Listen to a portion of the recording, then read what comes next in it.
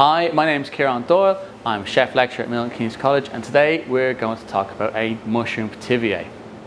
What we're going to start with is we're going to start by filling our ramekin with our mushroom filling.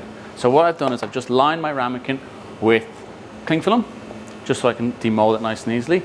I've blanched some Savoy cabbage. So we're using Savoy cabbage, one, because the leaves are nice and big and strong, but they'll also hold up, and they also help to hold all of my filling in place and retain some of the moisture without it seeping into my my pithivier. So I'm just going to pop these in here now. I blanched these in hot water for about 5 to 6 minutes, and all you can see I've done is I've just cut the hard stem out of the middle. So leaving some overhanging, I'm going to use 2 or 3 of these just to pop into the center and just push in nicely. From there, I've got a little bit of my chestnut mushroom filling. So my chestnut mushroom, we've chosen chestnut mushrooms really because they're coming into season very, very nicely now. They're nice and autumnal. They've got a really delicious earthy note to them, but also they cook quite quickly and I can cook a lot of that moisture out. So I've sliced these super thin, I've fried them or sauteed them off, and then just before finishing, I've added a nice big knob of butter and I've let that go to bruno set. That's going to help to caramelize and add loads of flavor and to help my mushrooms to set nicely. And just at the end, to finish that cooking process, I put a squeeze of lemon juice in, and it takes away some of the fattiness and gives it a nice bit of acidity. So into my mix goes my mushroom filling. I'm going to pack that in really, really nicely, pushing it down so it covers all those corners. And then for the base, as you can see, I've got some really nice portobello mushrooms. Portobello mushrooms we picked because they're quite big. They hold their structure really, really well, and they're going to help to soak up any excess moisture that might come out of any of my mushrooms while we're cooking my pithivier to stop our pastry going all soggy. So I've pan fried these at a really, really high heat, and what I've done is I put an extra pan on top of them to squish them down and make them nice and flat. So I'm going to cut them just with a pastry ring into a nice disc that would just fit inside my ramekin very easily. Then I'm going to wrap that up with the excess, taking my cling film over the top like a nice little parcel. I'm going to push that down and I'm going to chill that in the fridge for about an hour just to help with the setup, and that's going to be the center for our pithivier. Right, now moving on to the next step of our pithivier, we're going to roll out our puff pastry. So puff pastry, you can find a video for that from Len at Sheffield College. And all we've done here is we've rolled out our puff pastry, given it 6 turns, and now we're just going to roll it out for the final time before cutting it with our rings for our pithivier. So pithiviers are traditional French puff pastry pies that originated in the town of Pithivier around about the 18th century. I hope nobody quotes me on that too much. And the idea is that they are 2 layers of puff pastry sandwiched together with a traditional sweet filling, or now modern day, a savory filling. So all I'm doing now is I'm just turning my pastry. Every time I turn it, I'm making sure that it doesn't stick to my table, because those layers of butter are quite fine. What I don't want is I don't want those layers breaking and my puff pastry sticking. I'm going to ruin those beautiful layers that we have created. So all I'm doing is turning every couple of rolls.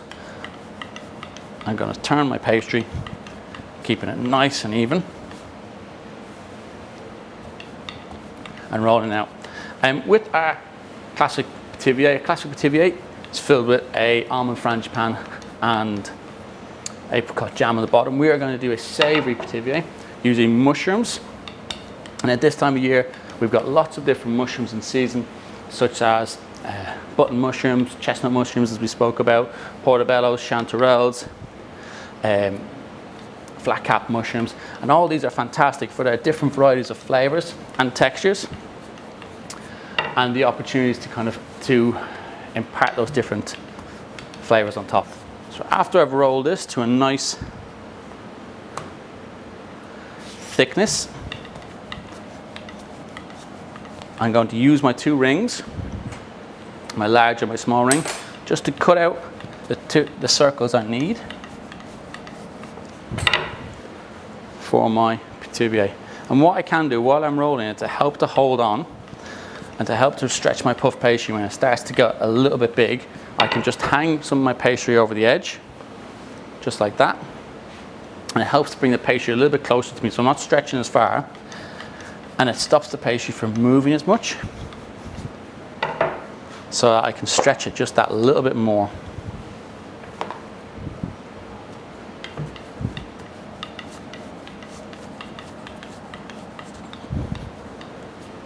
So now that I've got a nice thickness, a nice even thickness on my pastry, you can just stretch it a tiny bit right to the end.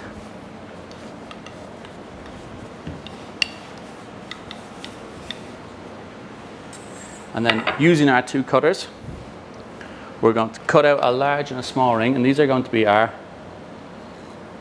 base and the top of our Pithivier.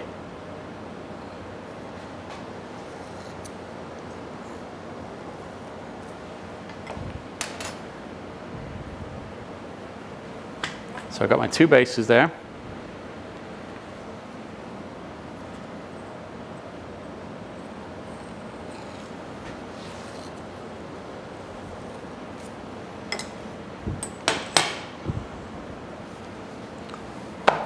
What I can do with my trimmings is I can fold these back up, I can laminate them again, I could roll them out then if I wanted for something like palmiers for sweets, or I could also roll them out with some Parmesan cheese and make cheese twists with them. So I'm not wasting any of my trimmings. I can obviously use those products again and again. So I'll save them for my cheese twists for later. So my filling has been chilling for about an hour in the fridge. So I'm going to pull that filling out now and we're going to build our Pithivier. So just get it from the fridge.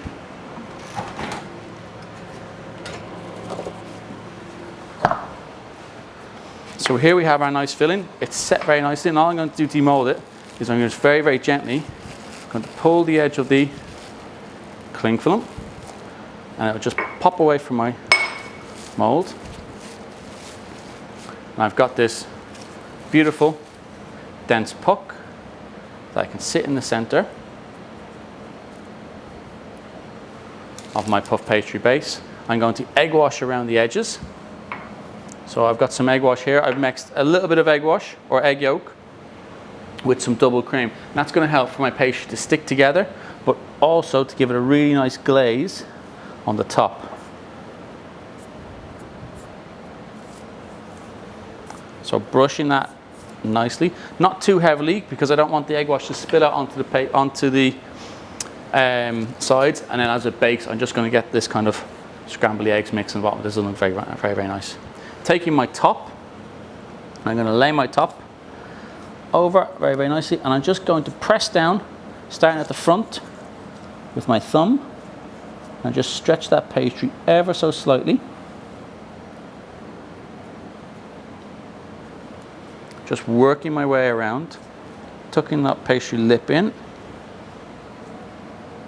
using the sides of my hand like I would if I was sealing a ravioli.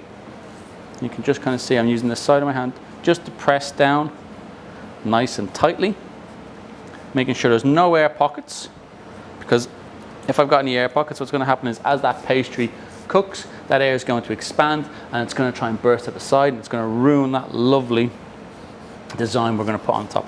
So I'm just pushing down nice and firmly, ensuring they're sealed, and any excess I've got left over as I push down, I'm just going to take my pastry ring that I used to cut the base to begin with, and a little bit like a ravioli, I'm just going to push down again, and that's going to help those two layers just to seal nicely together. If I need to, I can just use my knife just to come around the sides. And also all this trim I could use for my palmiers or my cheese twists.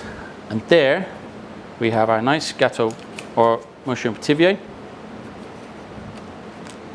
that I'm going to egg wash. So when I egg wash my pithivier, I'm going to take a small amount, and I'm going to egg wash this twice. The reason I'm going to egg wash it twice is I don't want to put too much again so it flows down, but I also want to get a really, really nice glaze on it. So less is more at this point. I'm just brushing around the sides and the front of my Pithivier, covering all the edges without having excess drips down the front of the sides. And then I'm going to put that into the fridge. I'm going to let that egg wash set for about 10 minutes. Once that egg wash is set, I'm going to take it back out of the fridge. I'm going to give it a second egg wash, and that's going to help to intensify the glaze on top. And we're going to get a really nice golden brown color for when we bake it in the oven. So for now, that's going to go back in the fridge. It's going to rest until that glaze just sets to the touch. So as it just starts to set and it gets a little bit tacky, then I'm going to glaze it once more. Brilliant. So after my second egg wash, the egg wash has just started to set around the edges. I can kind of touch it with the edge of my finger and it's starting to go a little bit tacky. So we're going to score our Pithivier. I'm going to use a toothpick to score my Pithivier as opposed to a paring knife. I find the paring knife sometimes can dig in a little bit too deep. So all we're looking to do when we score the Pithivier is just break through those top 2 layers of the puff pastry and pull back some of the glaze. So as it bakes, we get a really, really nice pattern on top. I'll always start in the center with my Pithivier and I'm just going to score down. Not pressing too deep. I like to break my scores into 4 equal quadrants. And then from there,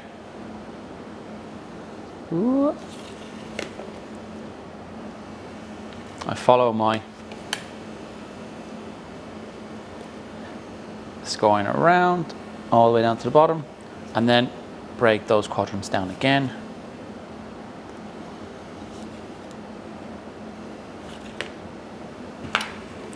So all we're finished with is a lovely scored pattern on the top. I'm going to pop this into my oven at about 185 degrees for 20 to 25 minutes until it's lovely golden brown and the puff pastry is risen and it's nice and flaky.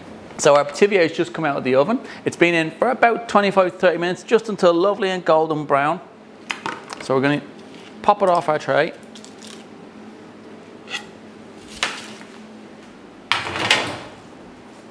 And we'll cut into the center and we can then serve. And this would be portion for 2 people. So inside we can see that lovely mushroom base, our flaky puff pastry sitting on top. So we could plate it up and just finish it with a nice white wine mustard sauce or creamy sauce.